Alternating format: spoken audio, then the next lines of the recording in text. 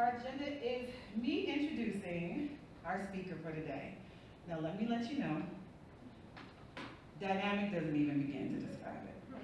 I'm quite sure some of you all met him as he walked in. His name is Jonell Barrett, and he's the CEO of iStrive, and it's a personal and professional development company, and he's been the CEO of it for a long time, and he's the Director of Outreach and Recruitment for a college in Southwest Los Angeles. So he has the experience on so many different levels. And so I really, really would encourage you to open your hearts, open your minds to him. He's really here to help encourage us, to get us galvanized in this work. So I want you to get hyped, because we're going to have some hype stuff going on. You ready? Let's welcome Jonell Barrett. Thank you.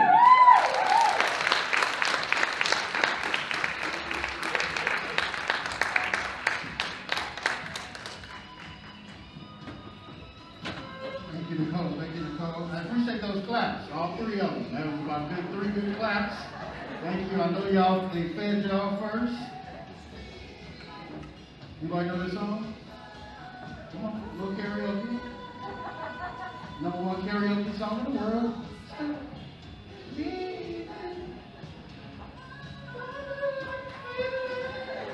We got another word. That is not part of it.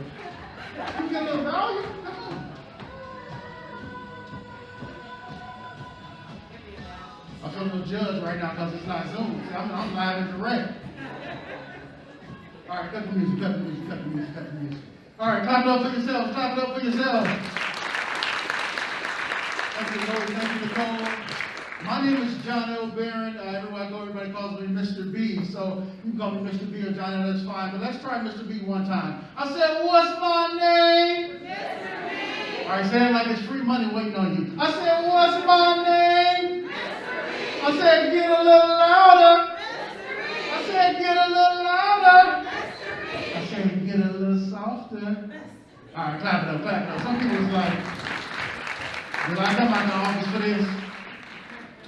A little bit about me. I'm originally from Gary, Indiana. Growing up in Gary, Indiana, yes, it was the birthplace of Michael Jackson and the Jacksons, but it was also known as murder capital.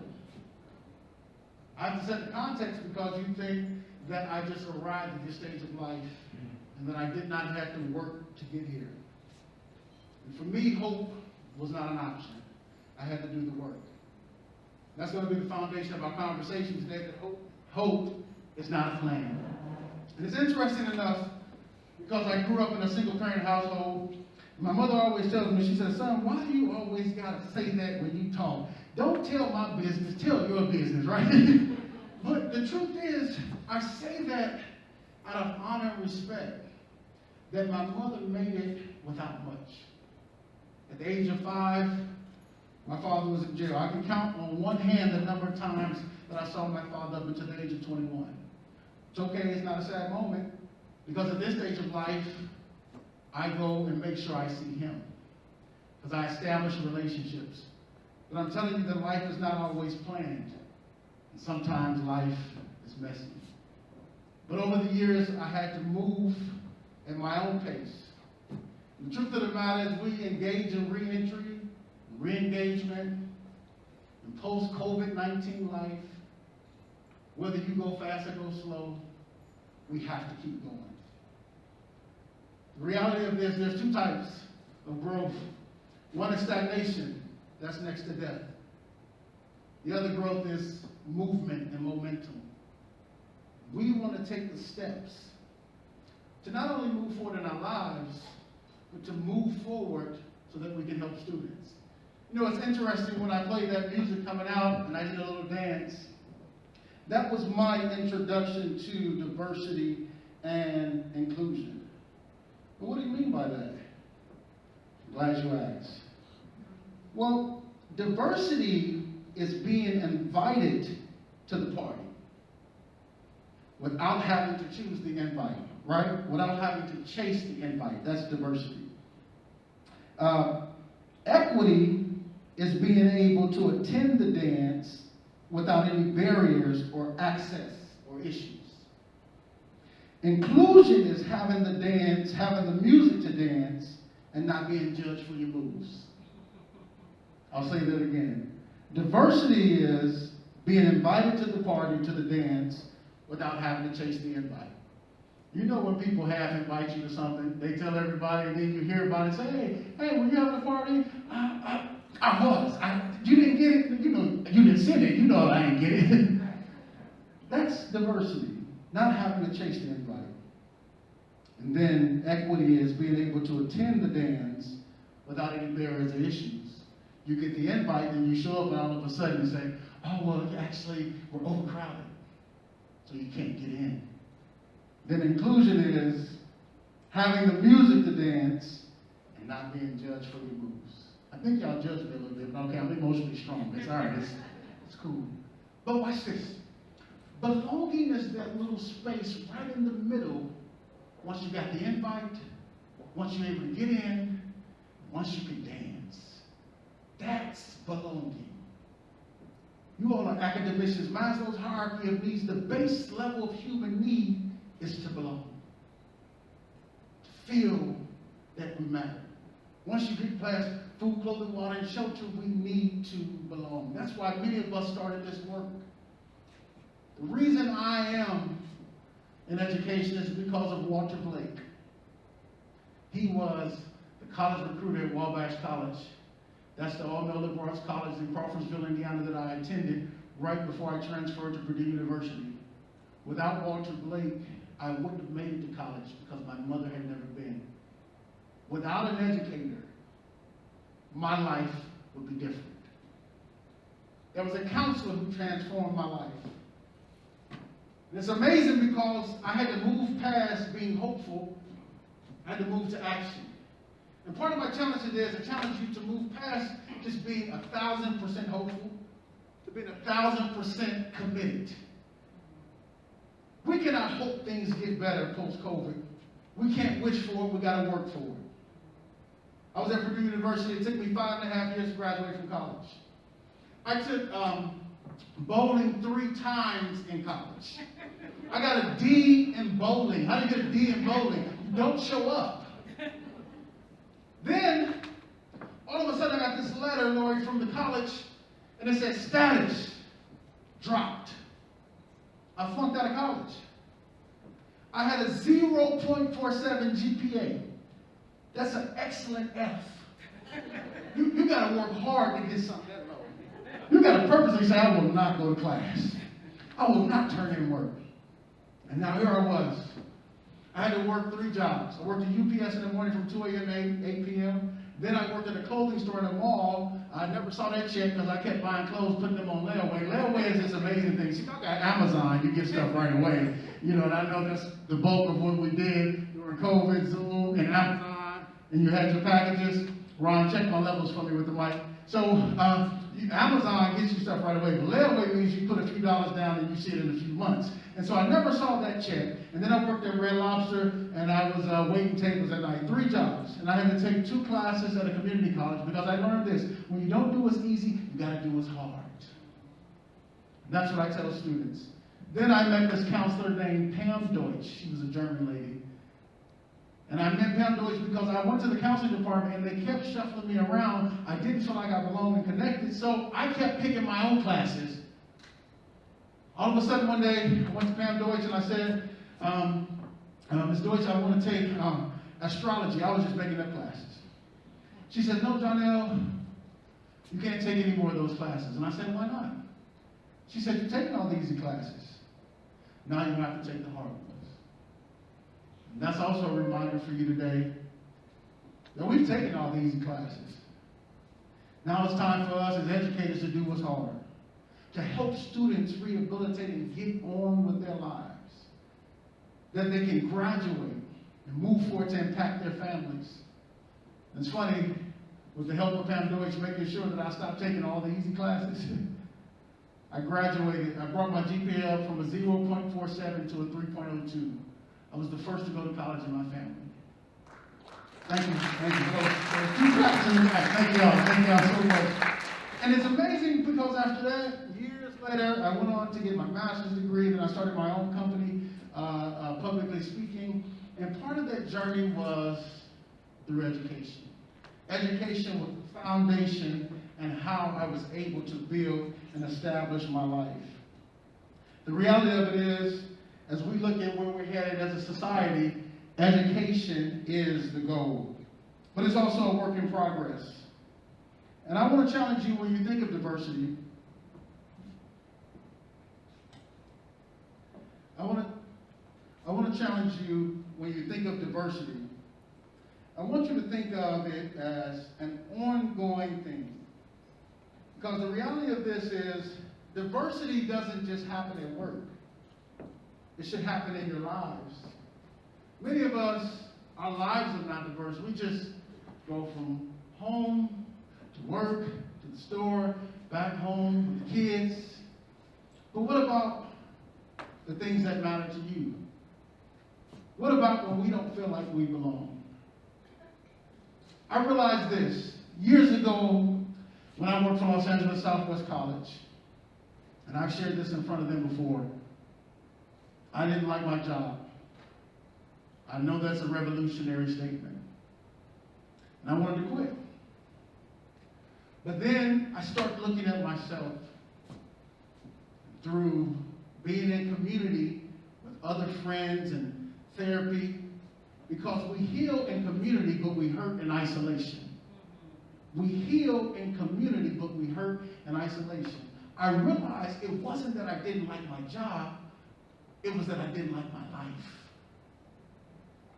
And when you don't like your life, you're not going to like anything in it. And when I begin to like my life, all of a sudden, I love my job. And now I can stand here and tell you that I don't wake up and go to work, I wake up and go to life.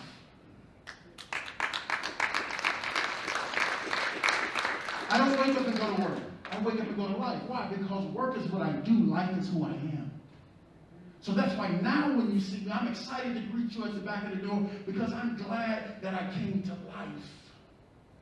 This is the gift, that we get an opportunity to impact those we love and care about, which is not only our students, not only faculty, staff, and administration, but it's ourselves.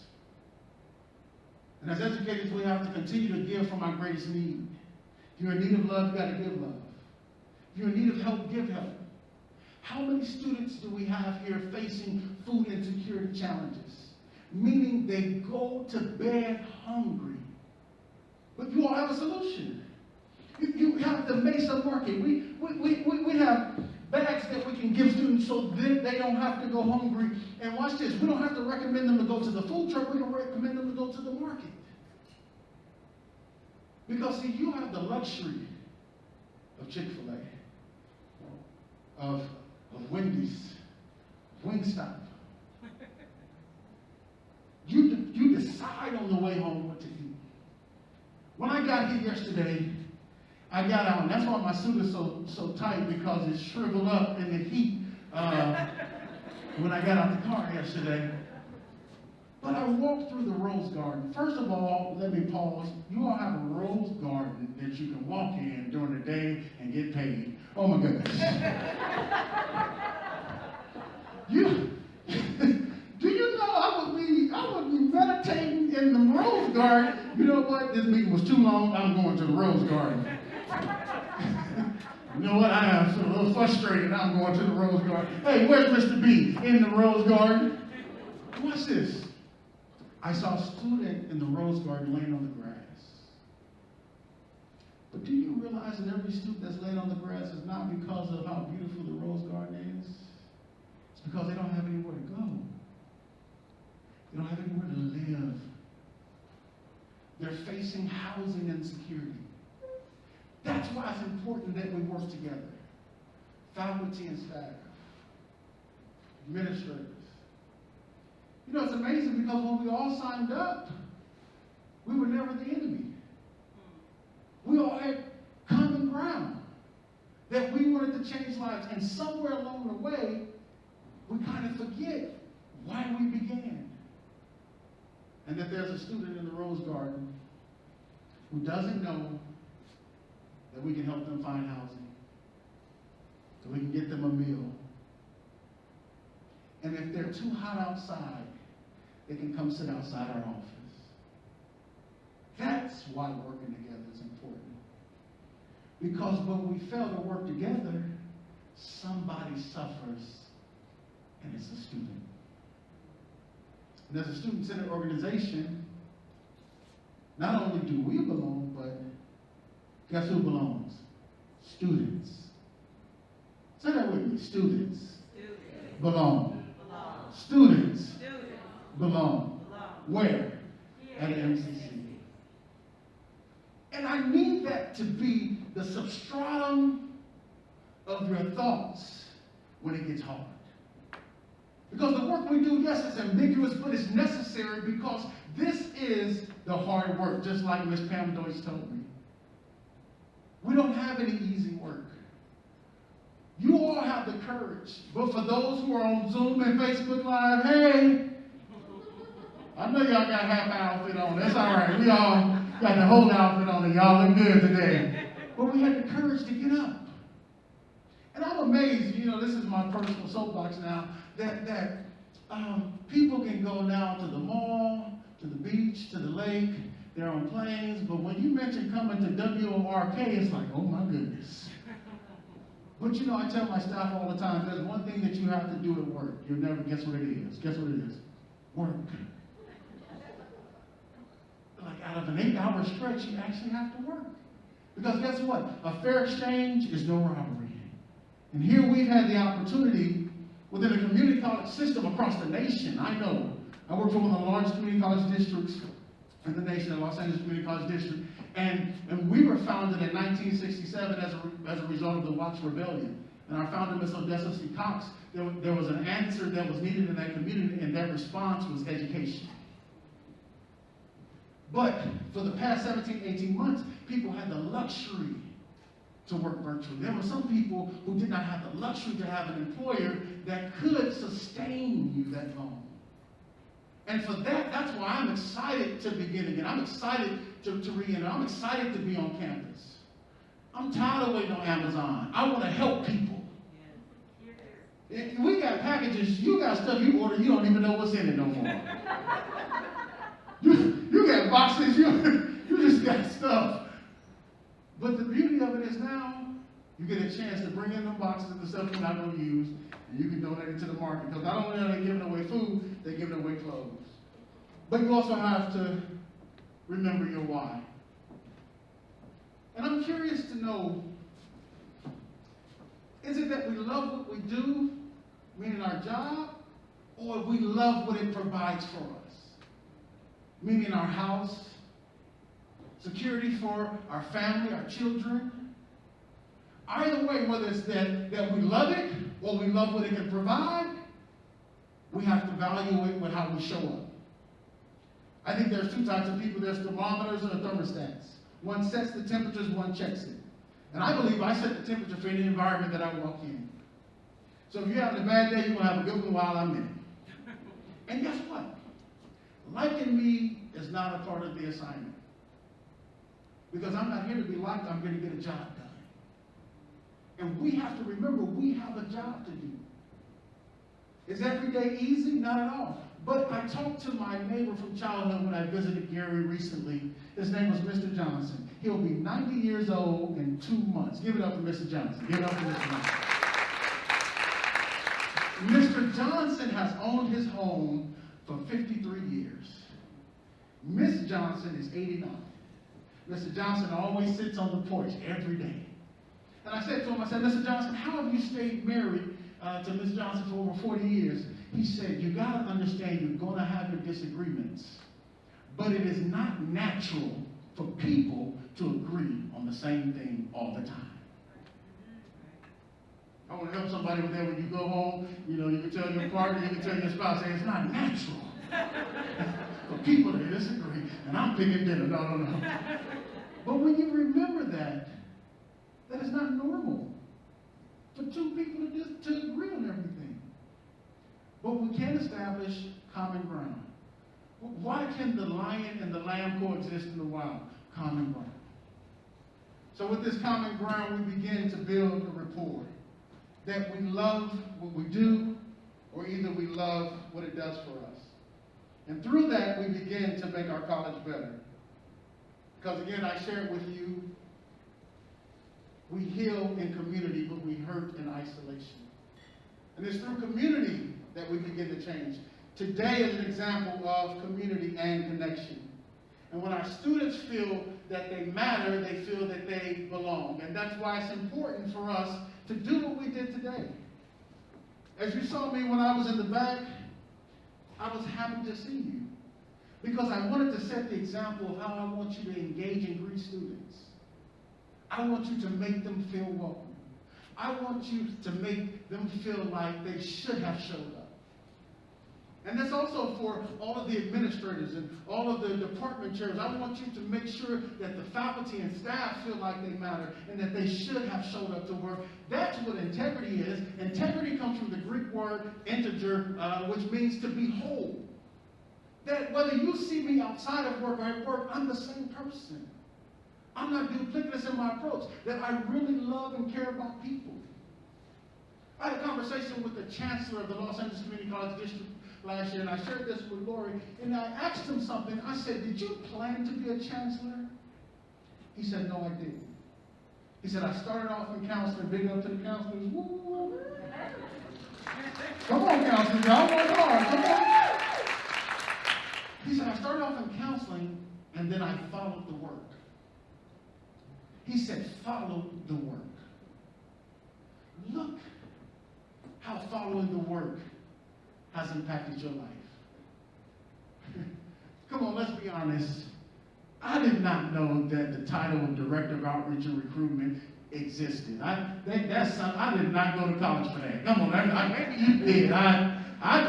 Even when I got out of college, I had credits, and I just said, how much can I get with this? You know, what are y'all delivering with this many credits? Okay, let me carry the one. Okay, I'll take it. Interpersonal communications, mighty public speaking. Let me get out of here. This wasn't a part of the plan, but I followed the work. And we got to continue to follow the work to make a difference and to make an impact. Because that's where connection happens. Community continues. That's what makes MCC a better college. And now, the promise does remain. I'm going to share something with you. I worked at in Watts, and I was a part of the Watts Gang Task Force.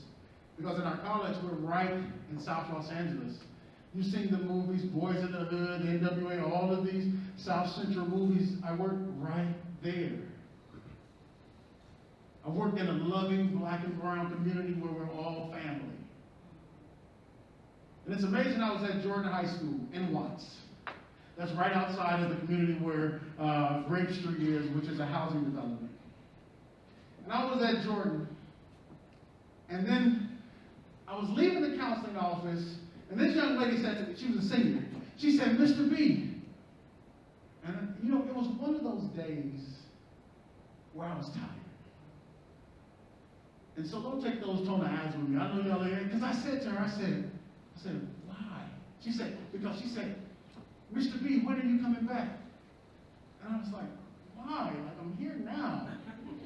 Come on, you've had a day where you was trying to get out the office because you had to pick up the kids, or you missed your package and you had to go to the FedEx Center or the Amazon and UPS Center, and you was just trying to get out, and you were like, you know what, another day, not today. And I said to her, why? Here's what she said. Just think, Mr. B, you could be the start of my success. Are you serious? I said, I'll be back next Tuesday. You want to know the truth? I didn't make it back. I don't know how her story ended. I was not the start of her success. For the thousands of people that I've helped along my way, I missed one. And that's why we show up. For the one. It's not the many. It's the one that needs us. The one that needs us to be the start of their success.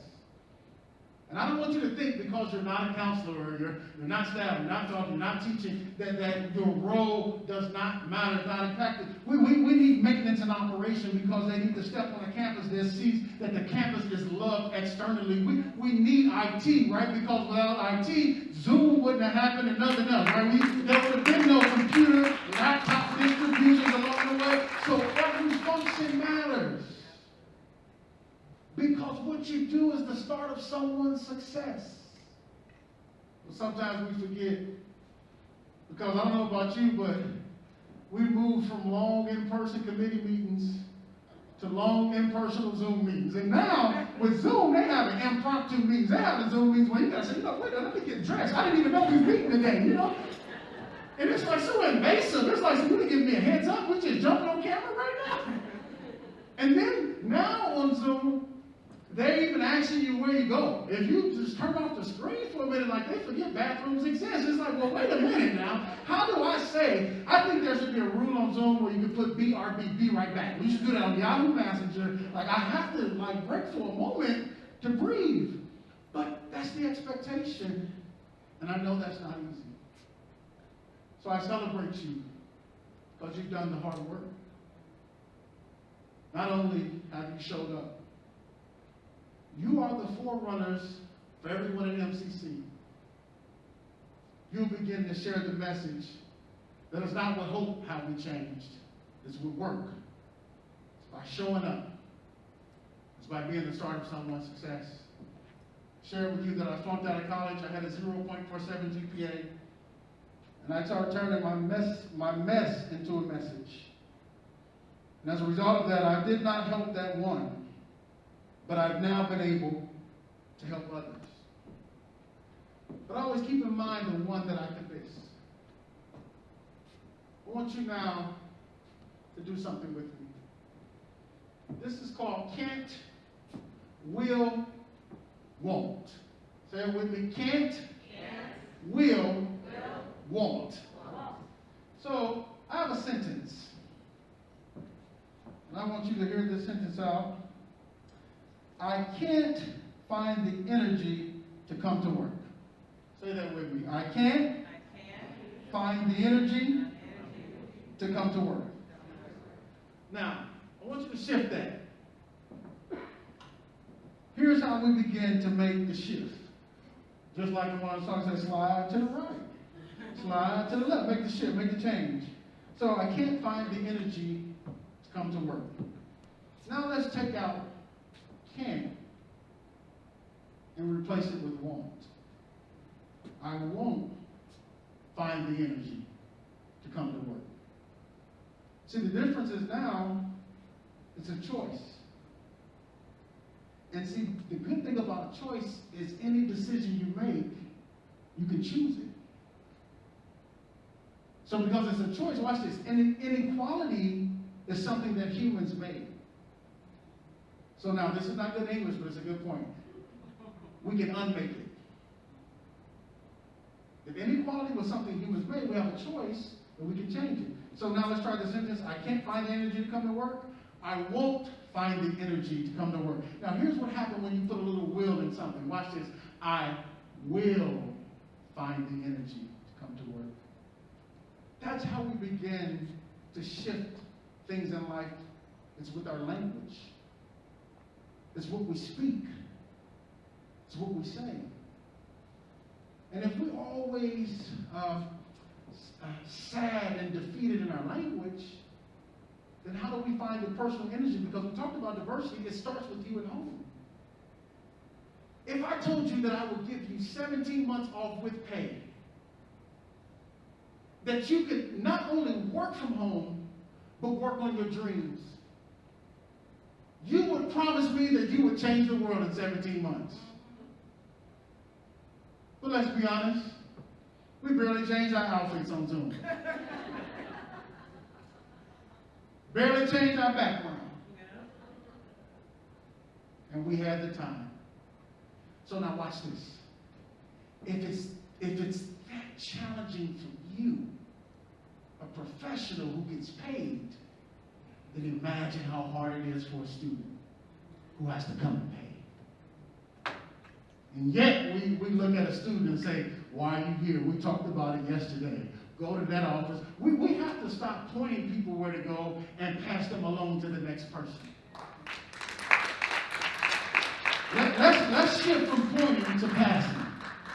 There's something that we all can do, right? We can burn a few calories and walk somebody across campus. I know it's revolutionary in this day and age that we want to point and hand them a map, but watch this. There's something about connection that makes me feel like I belong, that I matter. When I met you at the back of the room, there's a speaking tip that makes the room smaller. That if you introduce yourself to everybody that comes in, you're no longer a stranger. I know Carmen. Never met her, but I know her. Because we made a connection. And I want to challenge you.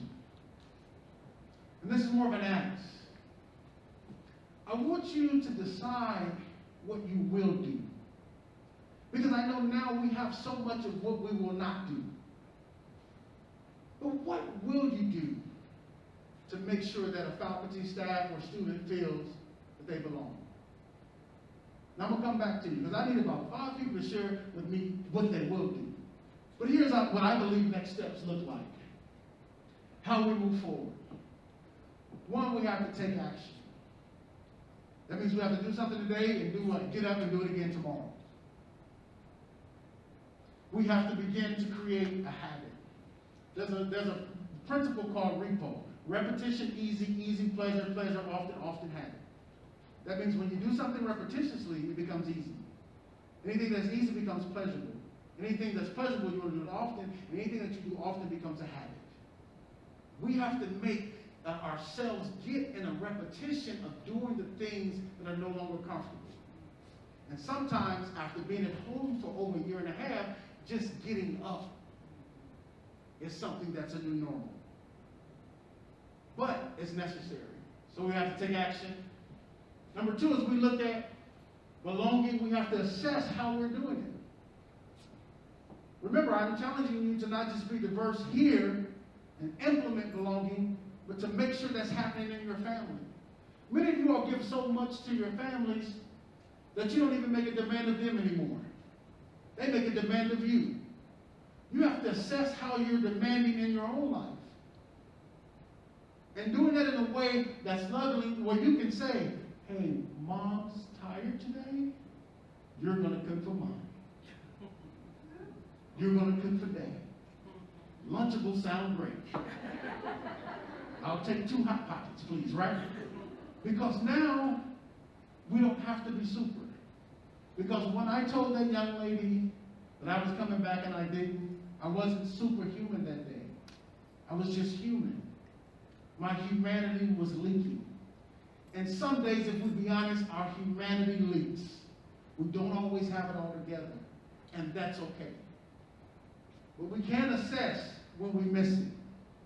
If I'm in a meeting and I know my response was curt, I can come to you and say, hey, yesterday I had a rough day. You didn't deserve that. Because I can assess my own behavior. Then I can applaud what's going well. Me celebrating you does not dim my light. We have to be able to not only affirm each other as colleagues, we have to be able to affirm our students. And then we have to adjust. This is a blueprint, but requires adjustments daily. People push paper. We can put something on the paper and it may stay forever, but we have to live it in how we treat others. That's a daily decision. And we know that there are people that are part of the problem. But we also have the choice to be a part of the solution. So I leave you with this thought. This is something that stays on my mind every day. From when I worked for the YMCA of Greater Indianapolis, when I was leaving, they wrote this on the pillow. And this quote says this: the consequences of your mission will last forever.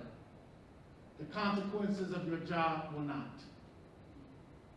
The consequences of your mission will last forever. The consequences of your job will not. We all have a mission. That's why we're in education, because we believe in service, we believe in helping, believe in making things better for others. That mission will carry you forward. You may change jobs, but you will always have a mission in how you made a difference in this world. So I want you to remember the one student who doesn't know what enrollment services is, who doesn't understand financial aid. And guess what? You don't have to be a staff person. You can be in IT or maintenance operations, or you can be an actual administrator, right, that steps outside the office and helps the student to find their way. Because that's what we signed up for. That's who we are. That's what we will. That's what makes people feel like they belong. My time is up. I thank you for yours. I appreciate this opportunity to come and speak and to share. And with that, if I can get at least 3 people. Now, I'm a socially distanced here. I'm going to come right here. I'm going to get a little into it. Can anybody tell me what they will do? Because in this culture right now, I don't know about it in Arizona, but in California, there's a lot of people telling folks what they won't do, right? They tell the governor what they won't do, right? They try. So anybody that can say what they will do, what they're committing to do, as we look at re-entry and re-engagement, about 3 people. I got some free giveaways in the back. You can take some more. Okay, got 1 person. Yes, sir. Let me come around. I'm gonna keep a distance. I'm gonna come around. Let's give it up for his courage. Thank you so much.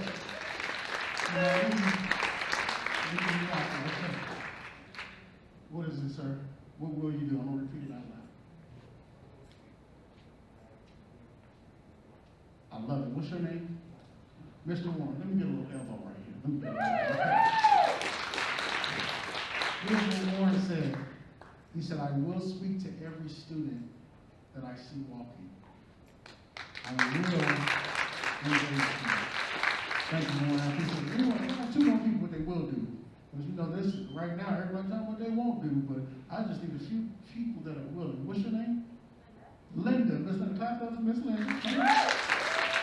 Oh, what will you do, Miss Linda? When I see somebody at a map, I will take them to where they are. Oh, come on here. She said, all right. She said, I got excited. She said, when I see someone at a map, I won't just let them sit there and look like this.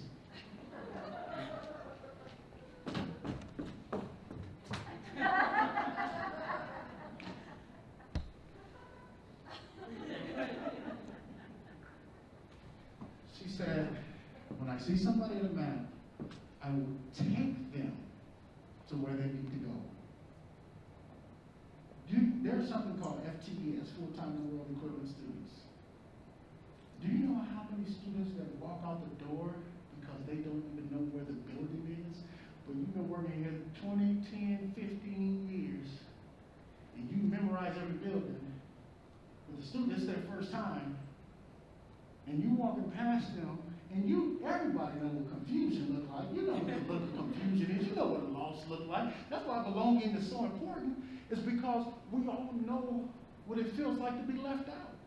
Whether in high school, middle school, preschool, at home, you were the middle child, you know what it's like to feel not included sometimes. That's why it's so important when we walk a person there, not only do we make a connection with the student, but we get them in the door. Because watch this, I don't know about you all here, but if you don't have the right amount of students, then we don't have jobs.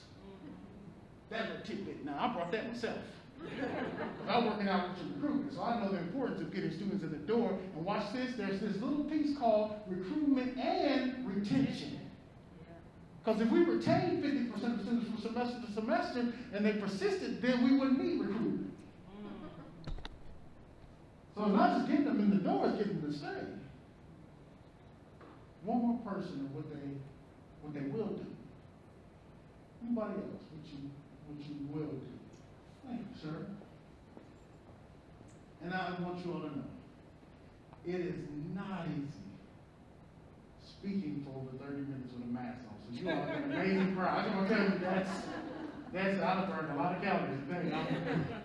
What's your name, sir? Say sir. Okay. What will you do? I'm going to look for opportunities and challenges and look to focus on solutions rather than problems. Wait a minute. Where did you come from? Be better every day, be better every day, and even when you think that you're here, you can always be better. Listen, I know y'all heard me, but I got to translate it in my own way, all said this. He said, I'm going to look for opportunities. That's common. Now let me show you what makes him uncommon. He said, and challenges. So I'm going to look for opportunities and challenges. I'm going to strive to be better every day. Do you know that people pay you, now I'm putting on my executive coaching hat, do you know people pay you for the level of problems that you solve? The fry person at McDonald's get paid for the level where they can solve the fries with an M, because I used to work at McDonald's. Someone that's doing neurosurgery or rocket science, they get paid for the level of problems that they have to solve. You know, I love it because, let me just do a little math test. 2 plus 2 is what? 4. 3 times 3 is what? 9. Okay, I heard a little 6, no judgment there. So 2 plus 2 is 4, 3 times 3 is 9. So you just taught me that problems have what? Solutions. So it's okay to have problems. As an individual, as a person, and as a college. Those problems have solutions. So again, I thank you for those who are willing to show up, willing to do the tough work. Once again, my time is up. I thank you for yours. I wish you the best this semester. I'm excited for the students that you will make a difference in their lives and will help them belong. Give yourselves a round of applause.